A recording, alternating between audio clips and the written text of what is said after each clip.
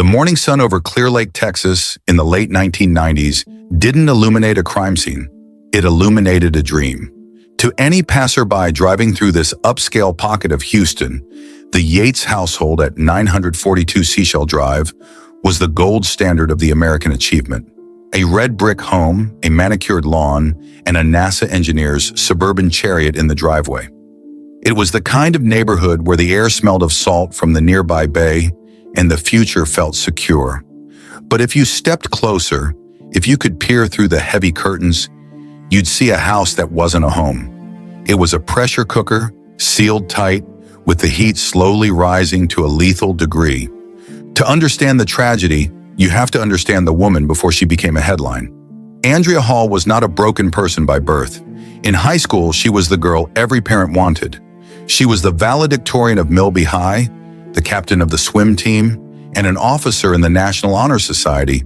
She was a pre-med nursing student who worked in cancer teratology. She was disciplined, brilliant, and terrifyingly competent. But most people get this wrong. They think her downfall was a slow descent into laziness or neglect. In reality, Andrea's perfectionism was the very blade that would eventually be turned against her. She didn't fail because she stopped trying. She failed because she tried to be God in a world that only gave her the tools of a servant. Then there was Rusty. Russell Yates was the quintessential NASA man, logical, rigid, and obsessed with the plan. When he met Andrea at their apartment complex in 1989, he didn't just see a wife, he saw a partner for a mission.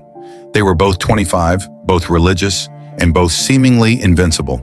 But here is the secret angle that often gets buried in the court transcripts. The suburban mirage was actually a second attempt at a life. Before the brick house, Rusty had convinced Andrea to live in a converted 1978 GMC Greyhound bus. Imagine it. A woman with a master's level of nursing intelligence, living in a 350-square-foot tube of metal with 3 small children, homeschooling them in a space where you couldn't even pace the floor to ease your anxiety. This wasn't just frugal living. It was a psychological experiment in isolation. Rusty wanted to be a pilgrim. Andrea just wanted to be a mother. But in the Yates household, Rusty's logic was the law. He believed that a woman's highest calling was to beholden to the home, a philosophy that was becoming increasingly warped by an outside influence they hadn't yet met in person, but whose letters were already arriving in the mail. The tension in the room during those early years wasn't loud. It didn't sound like screaming. It sounded like the scratching of a pen as Andrea tried to keep up with a schedule of godliness that Rusty expected. She was expected to bake the bread, sew the clothes, and educate the children, all while being a submissive partner. Friends from that era described the atmosphere as strangely quiet. Andrea would sit in the corner of the room, her eyes fixed on her children, rarely speaking unless spoken to. Her smile, once vibrant, had become a static mask, a Stepford expression that hid a growing jagged hole in her psyche. But this was just the beginning. While the neighbors saw a growing family, the medical reality was becoming a horror show. After the birth of their 4th child, Luke, the cracks began to spiderweb across the surface. Andrea wasn't just tired. She was experiencing a physiological collapse. Most people assume the insanity started on the day of the murders, but the first true break happened years earlier. In 1999, Andrea was found shaking in a bathroom, holding a knife to her own throat, begging to be allowed to die. She was hospitalized, diagnosed with major depressive disorder, and pumped full of antipsychotics. Here is what the public rarely hears. The doctors were blunt. They told Rusty, in no uncertain terms, that Andrea had postpartum psychosis. They warned him that her brain was like a circuit board that had been fried, and that another pregnancy would likely cause a total system failure. They explicitly cautioned against having a 5th child. It wasn't a suggestion, it was a survival mandate. Rusty's response to this is one of the most debated moments in the history of the case. Instead of seeing a woman at the edge of an abyss, he saw a test of faith. He believed that the plan superseded medical warnings. He believed that if they were righteous enough, God would protect Andrea's mind. To understand what happened next, we have to look at the month following her discharge from the hospital. The couple moved out of the bus and into the Seashell Drive house, a move intended to lower the stress. But the house was just a larger cage. Andrea was now off her medication, encouraged by a belief system that suggested drugs were a crutch for the spiritually weak. She was back to homeschooling, back to the schedule of godliness, and back to the expectations of a NASA engineer who viewed the human mind like a piece of software that just needed a reboot. One evening, as the sun dipped below the Texas horizon, Rusty sat in the living room, confident that the mirage was finally becoming a reality. He looked at his wife, the valedictorian, the nurse, the mother, and saw a woman who seemed to be handling it. He didn't notice the way she stared at the water in the bathtub for minutes at a time. He didn't notice that she had begun to stop eating, her weight dropping until her skin hung off her frame like parchment. He felt they were finally safe. He felt the darkness had passed. And it was in this moment of supreme, arrogant confidence that he made the decision that would seal the fate of every person in that house. He didn't just ignore the doctor's warnings about a fifth child. He decided it was time to complete the family. But as the pregnancy test turned positive for the fifth time, Andrea didn't feel joy. She felt a cold, paralyzing dread. She knew something the world didn't. She knew that the mirage was about to shatter, and this time, there wouldn't be enough glue in the world to put the pieces back together. The first silent warning sign occurred on a Tuesday afternoon when Rusty walked into the kitchen to find Andrea standing perfectly still, staring at a blank wall while the baby cried in the other room. When he touched her shoulder, she didn't jump. She didn't even blink. She simply whispered a single sentence that should have sent him running for the phone. But instead, he simply told her to pray harder. The move from the 350-square-foot GMC Greyhound bus to the spacious house on Seashell Drive was supposed to be a sanctuary. In Rusty's mind, the bus years were a period of character building, a nomadic, minimalist lifestyle that proved they didn't need the world's luxuries. But for Andrea, the bus had been a pressure cooker of sensory overload. The constant hum of the engine, the cramped quarters with 4 toddlers, and the lack of a single door she could lock to find a moment of silence had already eroded her foundation. The new house was meant to be the reward for her endurance. But here is the secret that the neighbors and even some family members failed to grasp. The change in scenery didn't change the mission. The mission was the quiverful philosophy, even if they didn't call it by that name. It was the belief that children were arrows for the army of God, and a woman's womb was the battlefield. Most people think the Yates had 5 children because they just love big families. The truth is much more clinical and much more dangerous. Rusty viewed the family as a unit that needed to be maximized. By the time Andrea was pregnant with her 5th child, Mary, her body wasn't just tired, it was physically depleted. Every pregnancy leaches vital nutrients, omega-3 fatty acids, folate, iron, directly from the mother's brain to build the child. Medical experts later argued that Andrea was suffering from a literal, starving brain. Yet the atmosphere in the home remained one of relentless productivity. Andrea was expected to homeschool the boys, Noah, John, Paul, and Luke, using a rigid curriculum while managing a newborn. The secret angle that was hidden from the public for years was the sheer intensity of Andrea's isolation during this breeding phase. Rusty, a high-level engineer at NASA's Johnson Space Center, was often gone for long hours, working on the space shuttle program. He was surrounded by the world's most brilliant logical minds, solving complex trajectories in orbit, while his wife was spiraling into a prehistoric darkness at home. When he did return, he didn't offer a reprieve, he offered an evaluation. He would check the boys' progress in their studies and remind Andrea of the standard. She was like a soldier who had been in the trenches too long, a family acquaintance once noted. The shell shock was visible in her eyes, but in that house, admitting you were tired was seen as a lack of faith. In late 2000, the suburban mirage began to rot from the inside out.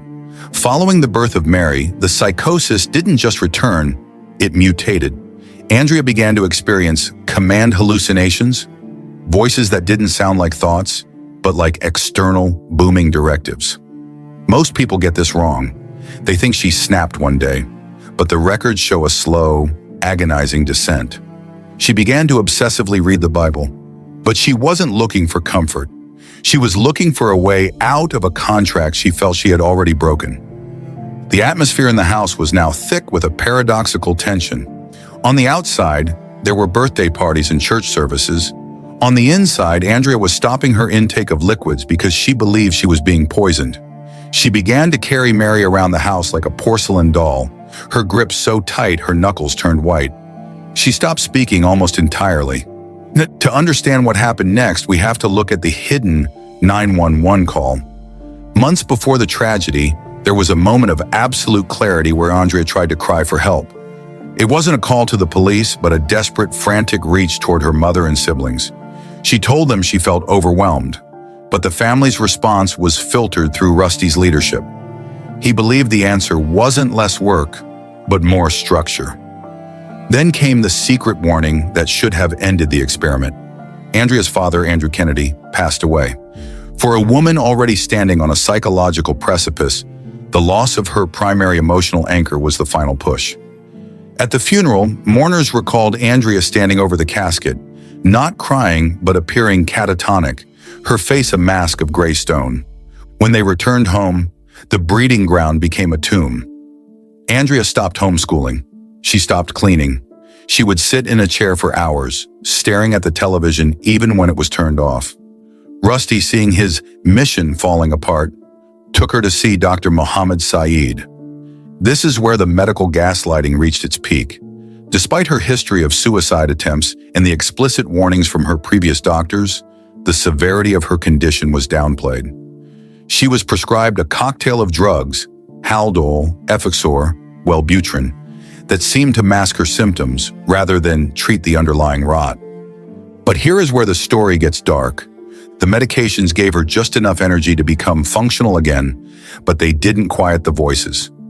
In fact, many experts believe the sudden burst of energy from the antidepressants gave her the utility she needed to carry out the dark thoughts she had been harboring. She began to see the children not as her pride and joy, but as stumbling blocks to her own salvation. She became convinced that the way she was raising them, her failures as a mother, was condemning their souls to hell. In her warped, psychotic logic, a terrifying secret plan began to form. If she was a bad mother, and if her bad mothering was going to lead her children to eternal damnation, then there was only one merciful act left to perform. Rusty noticed she was getting better. She was moving again. She was tending to the baby. He felt so confident in her recovery that he decided it was time to test her. He ignored the advice of the psychiatrist, who told him she should never be left alone with the children. He decided that she needed to regain her independence. On the morning of June 20th, 2001, the breeding ground was quiet. The sun was rising over Clear Lake. Rusty prepared to leave for work, believing he was leaving a recovering wife and 5 happy children. He kissed Andrea goodbye, not noticing that her skin felt like ice. As his car pulled out of the driveway, Andrea stood at the window, watching the taillights fade. She had exactly 1 hour before Rusty's mother was scheduled to arrive to help. 1 hour. She turned back toward the hallway, and for the first time in months, the mask didn't just slip, it shattered. While the brick walls of the Seashell Drive house provided the physical boundaries of Andrea's world, her mental landscape was being colonized by a man who lived in a motorhome thousands of miles away. Most people believe Andrea Yates simply went crazy due to biology, but madness rarely operates in a vacuum. It needs a script. And for Andrea, that script was written by a radical, itinerant street preacher named Michael Woroniecki. The secret angle that the mainstream media often brushed over was the sheer, terrifying intimacy of the connection between the Yates family and this self-proclaimed prophet. This wasn't just a casual religious interest. The Yates family had purchased the very bus they lived in from Woroniecki. They didn't just buy his vehicle, they bought his theology, a jagged, uncompromising brand of doom that preached that most people, especially modern women, were headed straight for the lake of fire. Woroniecki's letters were not messages of hope, they were psychological barbed wire.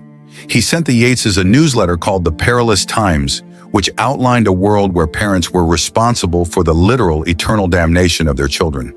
To a woman already suffering from postpartum psychosis, a condition that naturally induces feelings of extreme guilt, Woroniecki's words acted like gasoline on a smoldering fire. He preached that mothers were Jezebels if they didn't follow his specific, narrow path of righteousness. The tension in the room whenever these letters arrived was palpable. Andrea would pore over the text, her eyes widening as she read about the wickedness of the world. Here is where the story gets dark. Andrea began to believe that she was the Jezebel Woroniecki warned about. She became convinced that she had corrupted her children because she wasn't holy enough, wasn't submissive enough, and wasn't strong enough to resist her own mental illness. Reconstructing their correspondence reveals a chilling dynamic. Woroniecki's wife Rachel once wrote to Andrea, telling her that the role of the woman is to be a keeper of the home, and that failure to do so was a sin against God. In Andrea's fractured mind, her inability to keep the house clean or homeschool the boys while suffering from catatonic depression wasn't a medical symptom, it was a spiritual death sentence. She didn't just think she was sick, a defense psychologist later noted. She thought she was a conduit for the devil. She believed her children were better off dead than being raised by a demon like her. But the influence didn't stop at letters. To understand what happened next, we have to look at the secret tapes. Rusty and Andrea would watch videos of Woroniecki preaching on street corners, shouting at passers-by that they were vipers and hypocrites. For a logical NASA engineer like Rusty, this was perhaps just strong doctrine. For Andrea, it was a literal description of her reality. She began to see the world through a lens of apocalyptic dread. The atmosphere in the house shifted from suburban quiet to a silent war zone. Andrea started obsessing over specific verses in the Bible, particularly those involving the drowning of the wicked. She became fixated on the idea that her children were stumbling.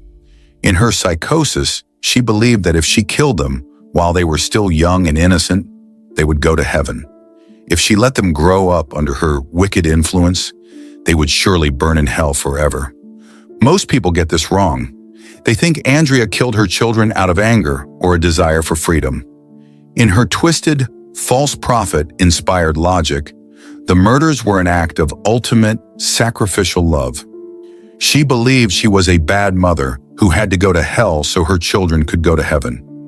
As 2001 progressed, the secret influence of Woroniecki's theology merged with Andrea's escalating hallucinations.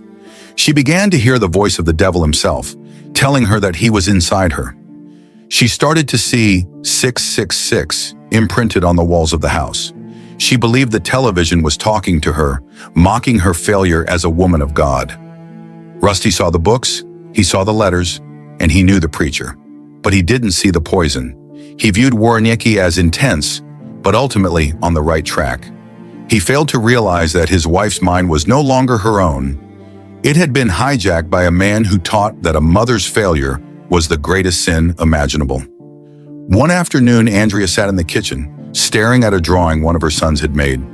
In her mind, the colors weren't just crayons, they were signs of their impending doom. She felt the weight of the false prophet's words pressing down on her chest like a physical weight. She realized that she was doomed to hell no matter what she did. And if she was already going to hell, she might as well make sure she didn't take her children with her.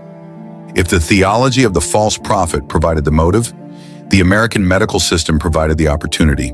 To understand the tragedy of Andrea Yates, you have to look past the blood and into the sterile, fluorescent-lit hallways of the psychiatric wards where she spent her final months of freedom. This is where the story shifts from a psychological drama to a systemic failure. The secret angle that the public often misses is the role of the insurance companies and the revolving door policy of modern healthcare. In the spring of 2001, Andrea was hospitalized twice in quick succession. Each time she was a shell of a human being, catatonic, refusing to eat, and tormented by the belief that her children were marked by the devil. Yet each time she was discharged not because she was well, but because she had stabilized. In the eyes of the medical industrial complex, if you aren't currently holding a knife to your throat, you are fit for the front lines of motherhood. The tension in the consultation rooms was thick with a hidden conflict. On one side was Dr. Mohammed Saeed, the psychiatrist who took over her care.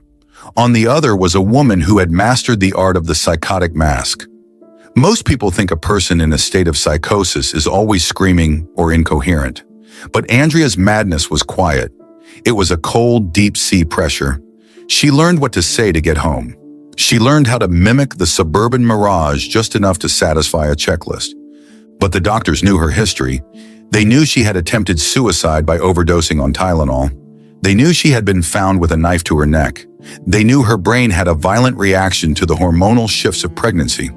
Despite this, they made a decision that defied logic. They began to taper off her antipsychotic medication, Haldol. It was like taking the brakes off a car parked on a steep hill, a medical expert later testified. They saw she was calm and mistook that stillness for peace. It wasn't peace, it was the eye of the storm. Here is where the story gets dark. Just days before June 20th, Dr. Saeed urged Andrea to think positive thoughts and suggested she see a counselor. There was no mention of the immediate, lethal danger she posed to herself or others. Even more chillingly, the secret medical warning that had been issued years prior, that she should never be left alone with the children, was being ignored by the very people paid to enforce it. The insurance company had pressured for a home-based recovery. It was cheaper, it was less restrictive. But for Andrea, home was the trigger. Every time she looked at her 5 children, she didn't see life. She saw 5 souls she was failing to save. The atmosphere at 942 Seashell Drive during those final days was ghostly. Andrea was being treated with Effexor, an antidepressant that can, in some patients with psychosis, act as a stimulant for their delusions. It gave her the energy to finally execute the plan the voices had been whispering for months. She was no longer a catatonic victim, she was a woman on a mission. Then came the morning of June 20th. Rusty Yates, the man of logic, the NASA engineer, had been warned by his own mother and by Andrea's previous doctors that she needed 24-hour supervision. But Rusty was tired of the sick version of his wife. He wanted his valedictorian back. He wanted his perfect family to function. He made a decision that would haunt the rest of his life. He decided to leave for work at 9 a.m., even though his mother wouldn't arrive to take over until 10 a.m. He believed that 1 hour didn't matter. He believed that in 60 minutes, nothing could go wrong that hadn't already gone wrong in the years before. He looked at Andrea, who was sitting at the breakfast table, and saw a woman who seemed balanced. "I'll see you later," he said, grabbing his keys. The term hour of the wolf refers to the time between night and dawn, when most people die, when sleep is deepest, and when nightmares feel most real. But for Andrea Yates, the hour of the wolf began at exactly 9 a.m. on June 20th, 2001. The house was quiet, save for the hum of the air conditioner fighting the rising Texas heat. This wasn't a snap. This was a mission. The secret angle that most people get wrong about this hour is the sequence. They imagine a chaotic, screaming struggle. But the crime scene evidence and Andrea's later confessions reveal something much more haunting, a methodical assembly line process. Because she believed she was saving them from eternal hellfire, she approached the task with the same terrifying efficiency she once used as a high-honor nursing student. She started with the middle children, Paul, Luke, and John. One by one, she called them into the bathroom. The atmosphere in that room was thick with the scent of lavender soap and the sound of splashing water. There was no anger in her voice. She spoke to them in the same soft, flat tone she used to teach them their alphabet. Here is where the story gets dark. Andrea later told investigators that the children didn't fight her at first. They trusted her. She was their mother. It wasn't until the water filled their lungs that the primal instinct to survive kicked in. As she finished with each child, she carried their limp, wet bodies into the back bedroom. She didn't leave them in the tub. She laid them on her and Rusty's bed, side by side, and covered them with a sheet. This detail is crucial. It wasn't the act of a murderer hiding evidence. It was the act of a mother putting her children to sleep for the last time. Then came 5-year-old Noah. Noah was the oldest. He was the most perceptive. When he walked into the bathroom and saw his 6-month-old sister, Mary, floating face down in the tub, the suburban mirage finally shattered for him. He didn't cry, he ran. He sprinted through the hallway of the house he had been homeschooled in, a house that was now a labyrinth of death. Andrea chased him. The secret that emerged during the trial was that Noah almost made it. He reached the living room, his small heart hammering against his ribs, before his mother, powered by a psychotic adrenaline, caught him. The struggle with Noah was the loudest. It was the moment the nursing efficiency failed and the raw, jagged reality of what she was doing took over. She dragged him back to the bathroom. Of all of them, Noah was the one who fought, a lead investigator later whispered in a private interview. He knew. He saw the water, and he knew his mother had become something else. Once Noah was still, she left him in the bathtub. She left Mary in the bathtub with him. She didn't lay them on the bed like the others. She was out of time.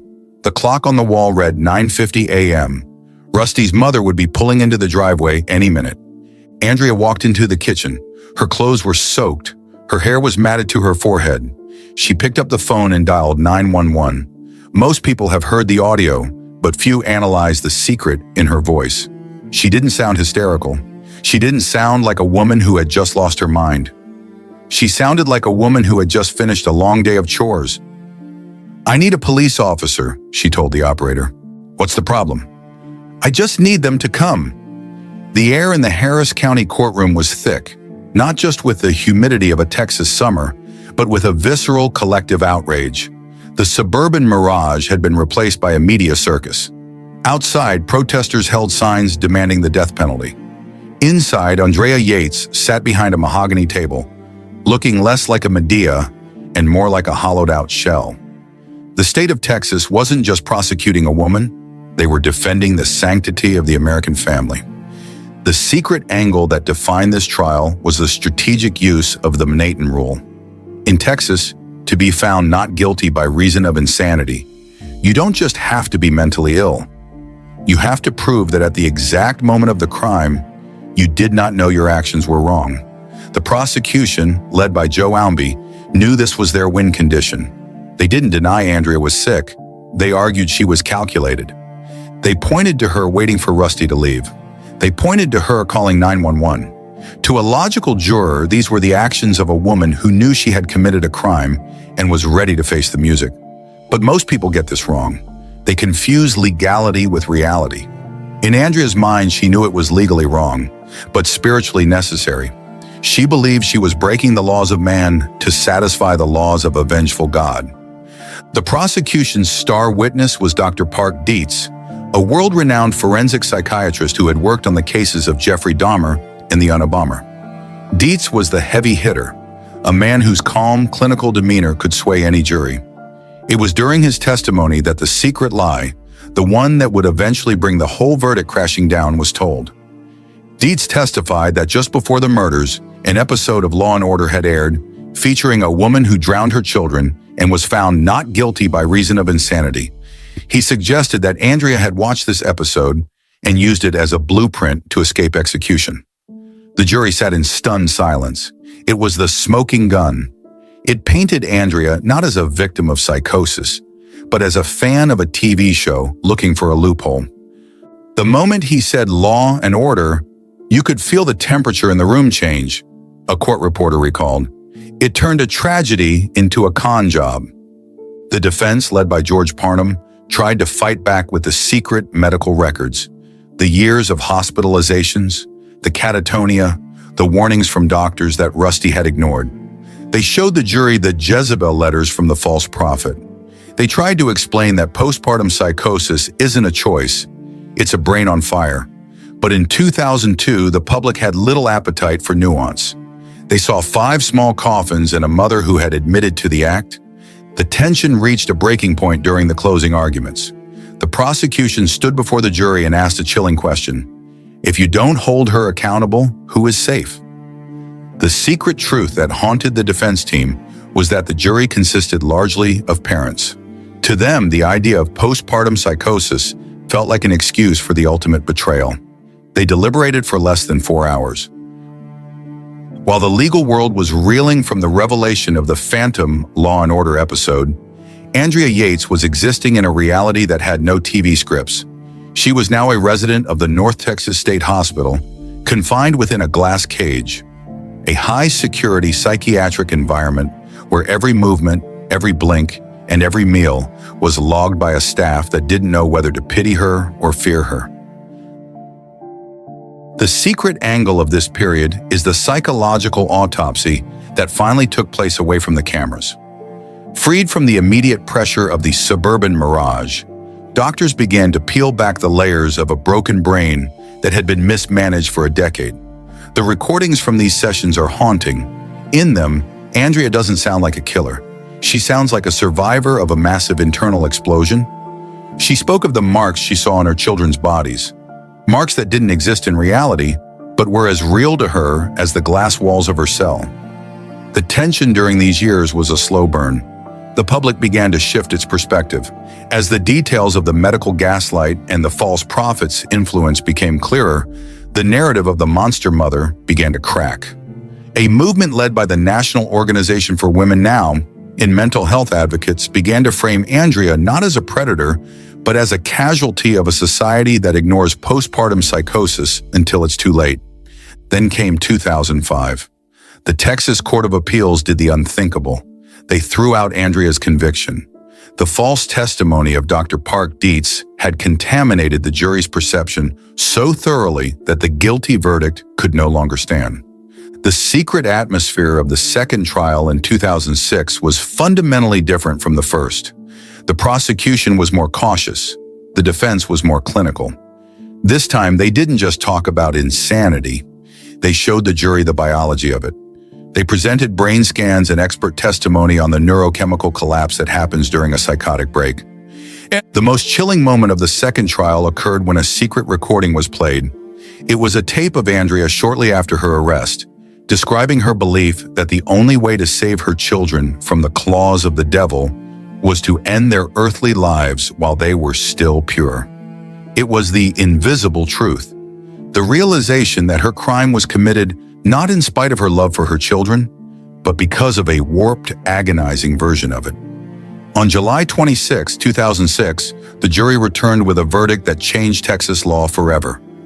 Not guilty by reason of insanity. Kerrville, Texas, is a quiet town in the hill country, far removed from the humid, salt-slicked air of Clear Lake. Within the perimeter of the Kerrville State Hospital, time doesn't move in the linear fashion of the outside world. There are no deadlines, no schedules of godliness, and no Greyhound buses. There is only the long static aftermath. The secret angle of Andrea's life today, the part that many find the hardest to reconcile, is that she is described by hospital staff as a model patient. She is kind, quiet, and deeply remorseful. She spends her days making crafts, knitting, and participating in group therapy. But here is the piece of information most people get wrong.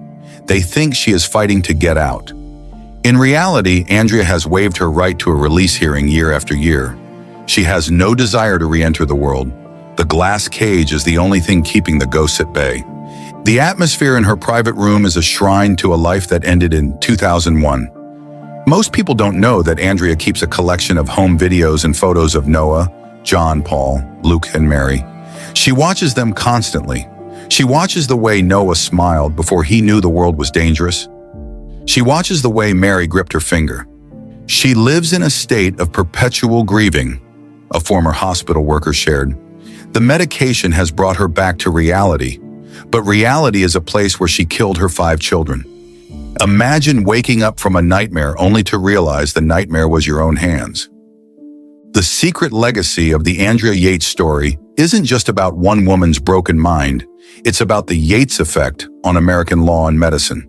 Because of this case, postpartum psychosis, once a whispered about taboo, is now a standard part of the maternal health conversation. The trial forced the legal system to acknowledge that the Manhattan Rule was too rigid for the complexities of the human brain. But the tension remains in the shadows of Clear Lake. The house on Seashell Drive has been sold and resold, but the neighbors still call it the Yates house. Rusty Yates eventually divorced Andrea and started a new family, a move that sparked intense public debate. Was he a victim of a system he didn't understand, or was he the architect of the pressure cooker that finally exploded? He remains one of the most polarizing figures in true crime history, a man of logic who ignored the most illogical warning signs imaginable. As for the false prophet, Michael Woroniecki, he continues to preach his brand of fire and brimstone from the road.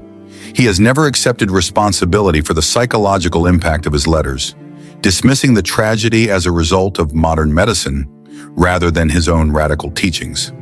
The final, chilling question that lingers over this entire story is one of accountability. Was it the starving brain that did it? Was it the false prophet? Was it the medical gaslight? Or was it a perfect storm of all three, colliding in a 60-minute window of neglect? Today, Andrea Yates is the ghost of Clear Lake, living out a life sentence of the mind. She is a woman who saved her children in a way that destroyed them and herself forever. Every year on June 20th, the hospital staff notices she becomes quieter, more withdrawn. She doesn't ask for much. She just asked for her videos. She wants to see their faces. In the end, the suburban mirage is gone. All that is left is the cold, hard truth that sometimes the person who loves you most is the one most capable of your destruction.